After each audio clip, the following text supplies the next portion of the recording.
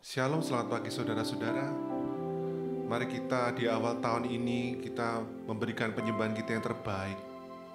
Kita mau bawa hati kita pada pagi hari ini untuk memberikan yang terbaik bagi Tuhan.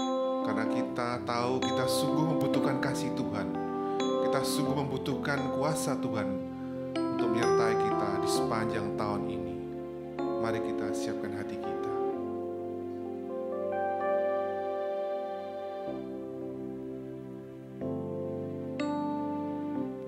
Musim akan selalu berganti, kasih Tuhan tetap abadi, tak akan berubah, tak selamanya. Ku tetap percaya, yakin Tuhan memberkati.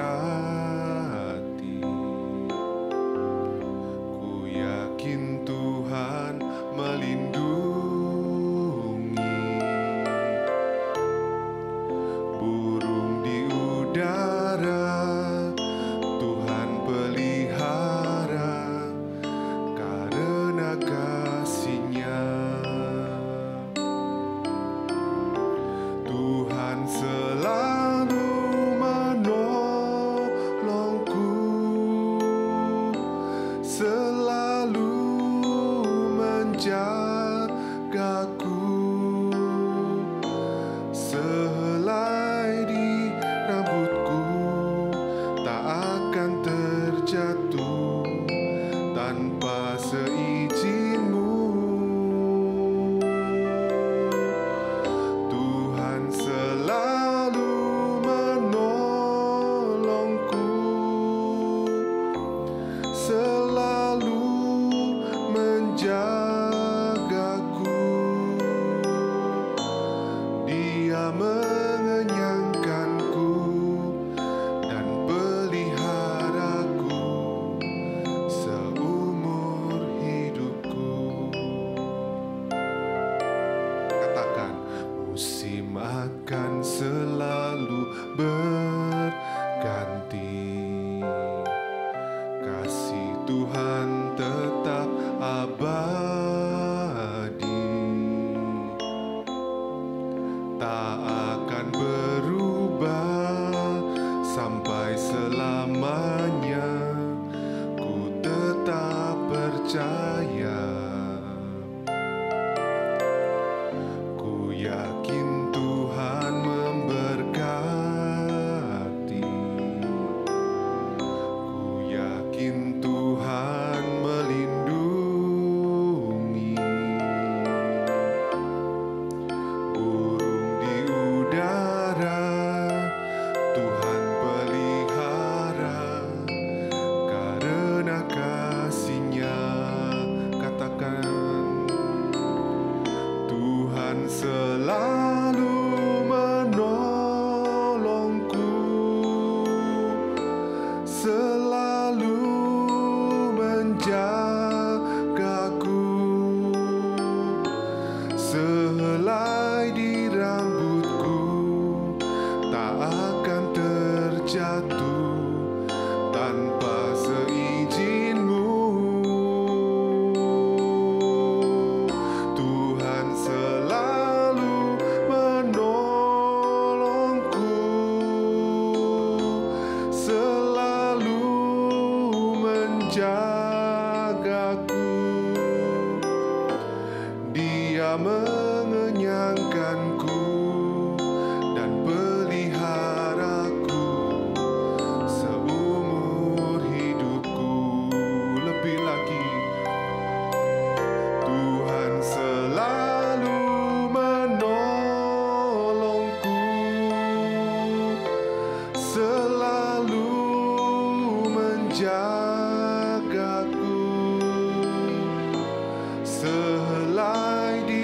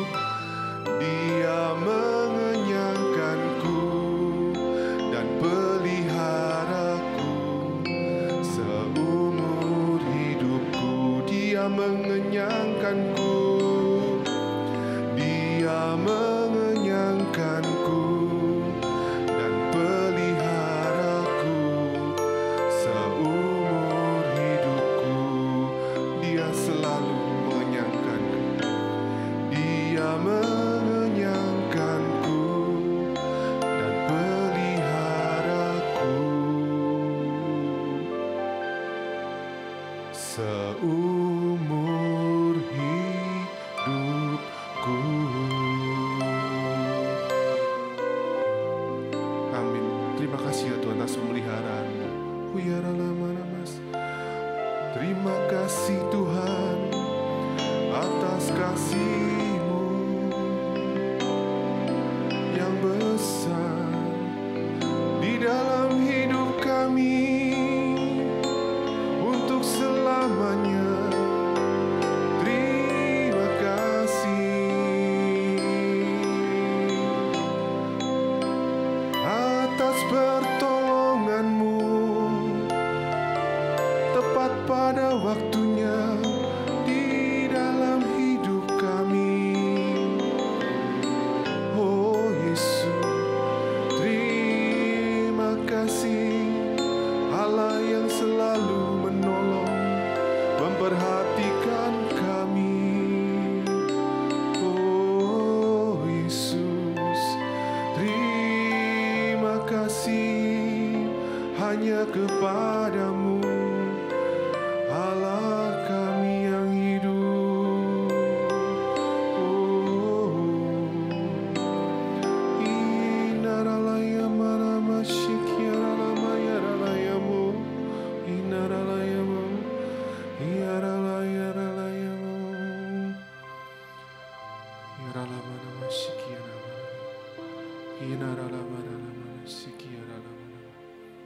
Tuhan, kami sadar kami perlu pertolongan dalam kehidupan kami. Tanpa-Mu kami sungguh sangat terbatas Tuhan. Kami perlu anugerah-Mu Tuhan. Kami perlu kasih setia-Mu Tuhan. Agar kami dimampukan untuk mengatasi setiap tantangan dalam kehidupan kami Tuhan. Agar kami selalu dikuatkan dan ditopang oleh kasih-Mu sendiri ya Tuhan. Sehingga kami tidak jatuh, tetapi kami akan selalu naik ya Tuhan. Selalu berjalan dalam kemuliaan-Mu Tuhan. Bawa kami ya Tuhan. Bimbing kami ya Tuhan. Bila firman-Mu pada pagi hari ini Tuhan boleh menerangi hati kami, sehingga kami dapat penuh hikmat untuk memilih jalan kami, untuk memutuskan segala sesuatu dengan benar ya Tuhan. Kau berkati Tuhan firman-Mu pada pagi hari ini. Kau berkati yang menyampaikannya Tuhan. Terima kasih ya Tuhan. Hai dalam nama-Mu Tuhan Yesus kami sudah berdoa. Amin. Shalom, selamat pagi Bapak Ibu yang dikasihi Tuhan. Hari ini kita bertemu di pagi yang indah, yang cerah ini. Mari kita memasuki dengan kasih Tuhan. Bapak Ibu, di dalam kehidupan kita ini ada selalu hal yang beriringan. Ada dua, pagi dan siang, sore dan malam. Ada hal yang baik, ada hal yang buruk, ada suka, ada duka. Itu senantiasa mengiring di dalam sebuah kehidupan kita. Nah, kalau kita melihat di dalam kehidupan ini memang ada juga tantangan yang namanya menang dan kalah. Tetapi setiap kehidupan itu menuntut akan apa hal yang kita lakukan. Jadi tuntutan itu akan terwujud kalau kita punya sebuah pilihan. Apakah kita akan menjadi orang-orang yang menang atau apakah kita menjadi orang-orang yang kalah. Jadi dua sisi itu akan selalu mengiring di dalam kehidupan kita. Nah, sering juga di dalam kehidupan ini diibaratkan sebuah gelanggang atau sebuah pertandingan. Oleh karena itu kita akan belajar bersama-sama bagaimana kita menghadapi sebuah gelanggang kehidupan ini, karena kita hari ini akan belajar dari berkat di masa yang sulit. Kita akan baca dari 1 Korintus 9 ayat 24 sampai dengan 27. 1 Korintus 9 ayat 24 sampai dengan 27. Saya bacakan bagi Bapak Ibu dan saudara-saudara semua. Tidak tahukah kamu bahwa dalam gelanggang pertandingan semua peserta turut berlari, tetapi bahwa hanya satu orang saja yang mendapat hadiah. Karena itu, larilah begitu rupa sehingga kamu memperolehnya. Tiap-tiap orang yang turut mengambil bagian dalam pertandingan menguasai dirinya dalam segala hal. Mereka berbuat demikian untuk memperoleh suatu mahkota yang fana. Tetapi kita untuk memperoleh suatu mahkota yang abadi. Sebab itu, aku tidak berlari tanpa tujuan, dan aku bukan petinju yang sembarangan saja memukul. Tetapi aku melatih tubuhku dan menguasainya seluruhnya, supaya sesudah memberitakan Injil kepada orang lain, jangan aku sendiri ditolak. Bapak, Ibu, dan saudara-saudara yang dikasihi oleh Tuhan, kalau kita membaca apa yang sudah kita dengar ini adalah gambaran bagaimana seorang atlet atau seorang yang digambarkan di situ berlari di dalam sebuah pertandingan. Memang di dalam sebuah pertandingan itu diikuti oleh banyak orang, tetapi hanya satu yang akan menjadi juara. Tentu orang-orang di dalam pertandingan itu memiliki satu tujuan, yaitu memperoleh sebuah kejuaraan. Bagaimana seseorang akan memperoleh kejuaraan? Menggunakan usahanya, menggunakan segala upayanya. Dia akan mengambil bagian di dalam pertandingan, menguasai dirinya dalam segala hal.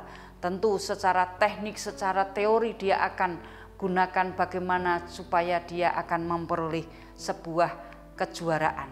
Itu adalah gambaran sebuah pertandingan yang dialami di dunia ini, karena mereka akan mendapatkan kejuaraan yang disebut kejuaraan fana atau duniawi. Tetapi kehidupan ini adalah kehidupan yang juga melibatkan di mana iman kita di dalam sebuah pertandingan, yaitu kita nanti akan memperoleh sebuah mahkota yang abadi. Pertanyaannya adalah, mengapa hidup ini disebut sebuah pertandingan iman atau pertandingan rohani?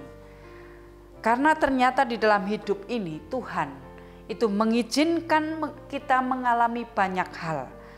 Bukan saja kita mengalami yang namanya mendapatkan sebuah berkat, tetapi juga kita akan mengalami sebuah masalah, sebuah persoalan, sebuah tantangan, sehingga kita juga mengalami yang namanya sebuah pergumulan yang berat. Apakah itu berupa pergumulan kesehatan, ekonomi, ataupun sebuah masalah di dalam rumah tangga, kegagalan.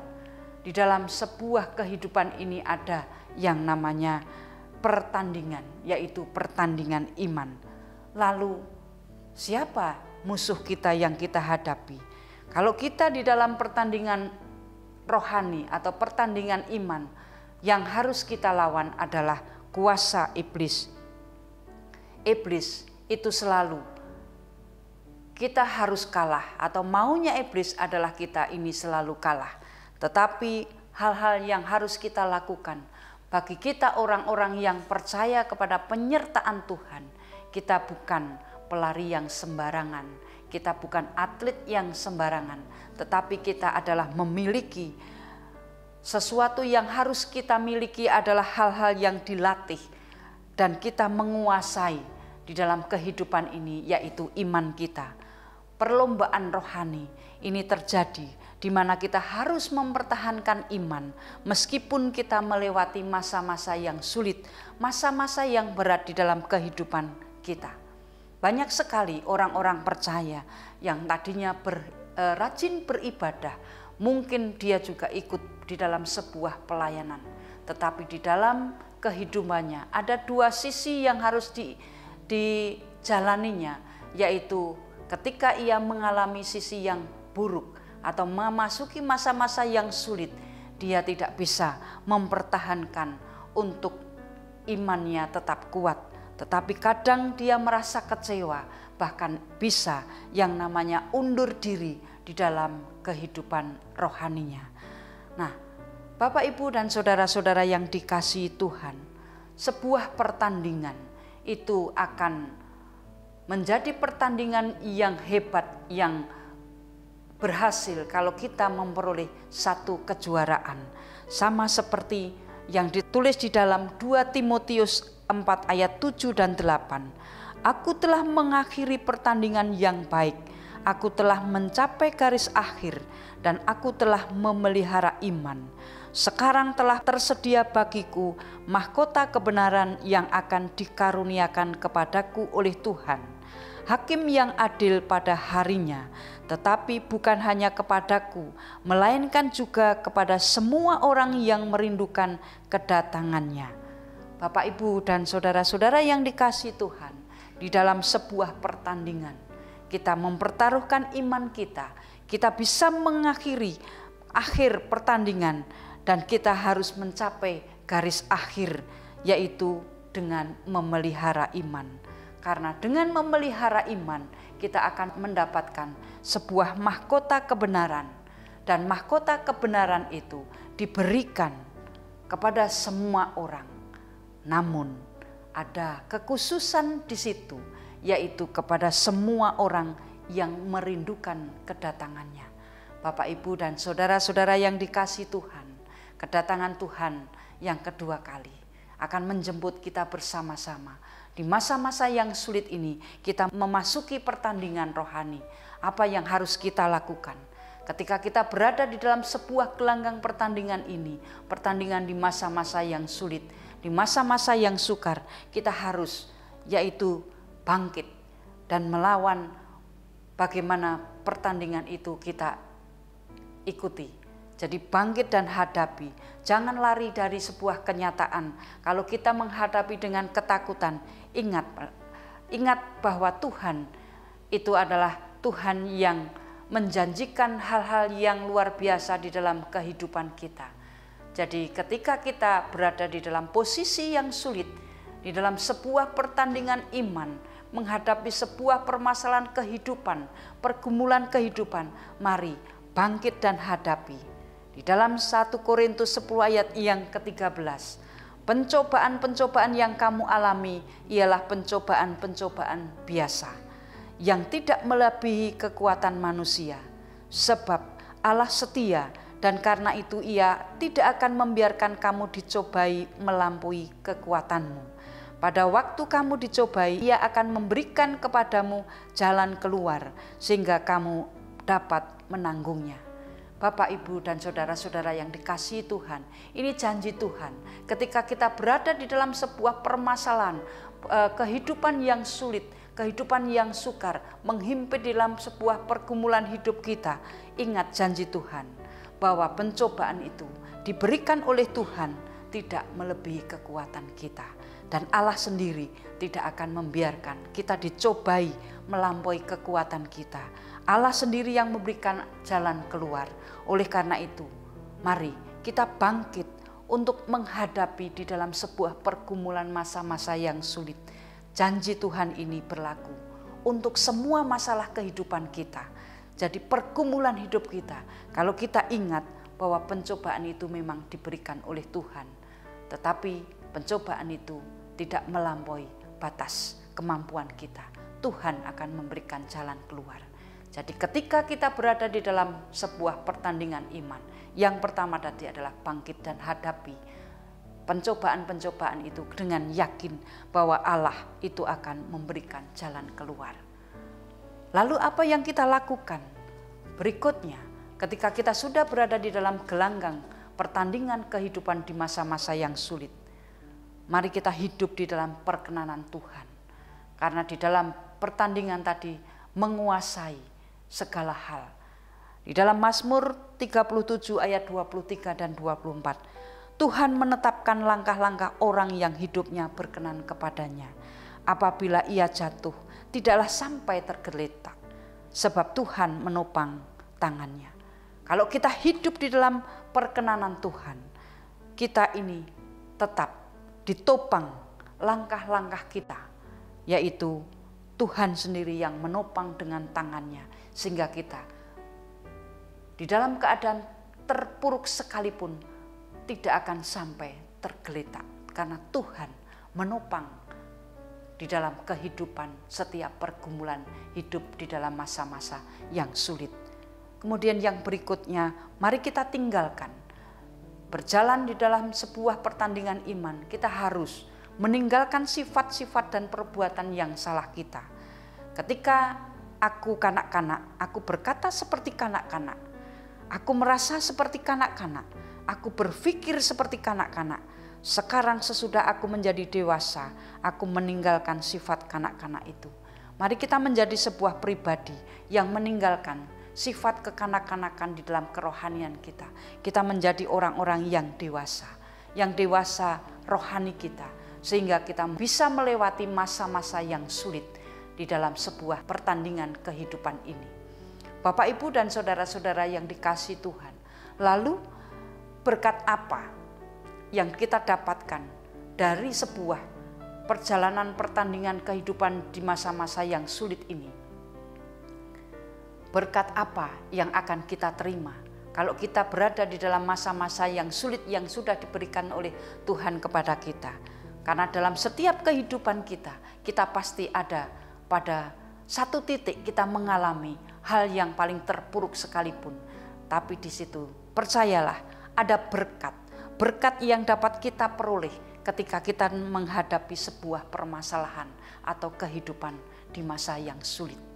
Berkat yang kita terima adalah hal yang pertama.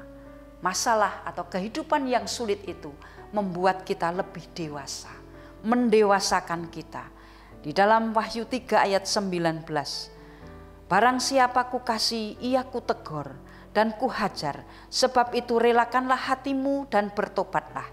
Tuhan sering mendidik anak-anaknya melalui sebuah permasalahan, bahkan di dalam sebuah penderitaan yang kita alami. Kadang-kadang kita itu ada di dalam sebuah keadaan yang terpuruk sekalipun, tetapi masalah itu memang Tuhan izinkan supaya kita ini bisa melewati dan memasuki kedewasaan di dalam kehidupan kita secara rohani. Masalah itu adalah mendewasakan kita di dalam kehidupan rohani. Di dalam Roma 8 ayat 28, kita tahu sekarang bahwa Allah turut bekerja dalam segala sesuatu untuk mendatangkan kebaikan bagi mereka yang mengasihi Dia, yaitu mereka yang terpanggil sesuai rencana Allah. Jadi kita ini diberikan permasalahan yang sulit, kehidupan yang sukar, permasalahan hidup serumit apapun. Janji Tuhan, Allah turut bekerja dalam segala sesuatu mendatangkan kebaikan. Jadi Bapak Ibu, ketika kita berada di dalam sebuah masalah, Allah turut bekerja mendatangkan kebaikan bagi kita. Tetapi ingat, di situ adalah bagi mereka yang mengasihi kita, mengasihi Dia, bagi mereka yang mengasihi Tuhan. Kalau hati kita mengasihi Tuhan, kita terpanggil untuk di dalam rencana Allah, pasti kita ini adalah orang-orang yang diberkati oleh Tuhan, karena Tuhan selalu bekerja di dalam segala sesuatu yang mendatangkan kebaikan di dalam hidup kita. Itu adalah berkat yang pertama di dalam menghadapi masa-masa yang sulit di dalam sebuah pertandingan kehidupan. Hal yang berikutnya, masalah yang sulit atau masalah yang ada membuat kita ini melihat kuasa dan kemuliaan Tuhan. Jadi kalau kita berada di dalam masalah, di dalam keadaan sulit sekalipun, pasti di situ ada berkat, yaitu berkatnya adalah kita dapat melihat kuasa dan kemuliaan Tuhan. Ada banyak orang yang berkata, banyak masalah, banyak mujizat. Sedikit masalah, sedikit mujizat. Berarti kalau tidak ada masalah, tidak ada mujizat. Nah, kadang-kadang masalah itu membuat hidup kita tidak monoton. Masalah itu membuat kita ini menjadi hidup yang lebih hidup lagi dengan permasalahan yang ada. Pikiran, hati, perasaan, iman kita menjadi hidup. Karena ketika kita tahu Tuhan Yesus ketika menyembuhkan orang buta sejak lahir, di situ Tuhan Yesus mengatakan, bukan salah siapa-siapa ia menjadi buta, tetapi ini adalah sebuah karya Allah. Jadi orang buta itu memang karya Allah karena untuk memuliakan nama Tuhan. Jadi kadang penderitaan itu diberikan kepada kita justru untuk supaya kita melihat kuasa dan kemuliaan Allah. Itu berkat. Jadi kita bisa melihat sebuah kuasa dan kemuliaan Tuhan melalui sebuah masalah. Itu adalah berkat yang diberikan kepada kita. Lalu berkat apa lagi yang kita terima di dalam masa-masa yang kita anggap itu sulit atau sukar? Yaitu dengan adanya masalah, dengan adanya sebuah pertandingan, dengan adanya sebuah pergumulan hidup yang luar biasa, itu membuat kita itu lebih intim, lebih dekat dengan Tuhan. Sering kita larut di dalam sebuah kesibukan atau rutinitas kita di dalam setiap hari-hari, lupa akan hubungan dengan Tuhan. Dengan adanya masalah, kita bisa kembali datang menangis di hadapan Tuhan, menyampaikan beban berat kita. Jadi masalah itu membuat kita intim lagi kepada Tuhan. Dengan masalah yang datang, kita ini disadarkan bahwa kita itu memerlukan Tuhan. Hanya Tuhan yang sanggup untuk melindungi kita, melindungi keluarga, melindungi pekerjaan, melindungi apapun di dalam setiap masalah kita yang ada ini. Dengan kekuatan kita sendiri, kita tidak mampu. Jadi masalah kehidupan yang sulit itu membuat kita untuk lebih intim datang kepada Tuhan, melihat bahwa Tuhan adalah satu-satunya yang bisa menolong kita di dalam segala kehidupan kita. Bapak, Ibu, dan saudara-saudara yang dikasihi Tuhan, kalau kita melihat di dalam kehidupan kita ada masalah, janganlah lupa bahwa di dalam setiap masalah, di dalam pergumulan hidup kita ada berkat di balik itu. Berkat masalah di dalam pendewasaan keimanan kita. Dan kita bisa melihat kuasa kemuliaan Tuhan. Dan bisa membuat kita lebih intim kepada Tuhan. Itu adalah berkat. Sehingga di hari-hari yang sulit ini pun kita memasuki masa-masa penuaian. Sehingga kita dengan melihat berkat Tuhan itu, kita bisa memberikan hidup kita lebih baik lagi, memasuki masa-masa hari-hari yang akan kita lalui dengan tuntunan Tuhan. Saya percaya bahwa hari-hari yang akan datang adalah hari-hari penuaian. Kalau kita bisa memahami, walaupun kita berada di dalam gelanggang pertandingan kehidupan yang tidak enak, yang tidak mengenakkan, tetapi ada berkat Tuhan, penyertaan Tuhan di sana, sehingga kita bisa ambil bagian. Kalau gereja kita memberikan sebuah tema, tahun ini adalah tahun penuaian. Mari kita hidup di dalam perkenanan Tuhan. Tuhan Yesus memberkati. Mari kita berdoa. Terima kasih Tuhan, kalau hari ini Engkau berkati kami dengan firman-Mu. Tuhan, kami tahu masalah itu boleh ada di dalam kehidupan kami untuk mendewasakan kami. Supaya kami melihat kuasa kemuliaan-Mu di dalam kehidupan kami. Dan untuk membangun di dalam hidup kami senantiasa berserah kepada-Mu Tuhan. Tuhan, sertai di dalam hari ini kami masuki pekerjaan, aktivitas, segala kehidupan kami di hari ini dengan penyertaan-Mu. Di dalam nama Tuhan Yesus kami menyerahkan hidup kami. Haleluya. Amin.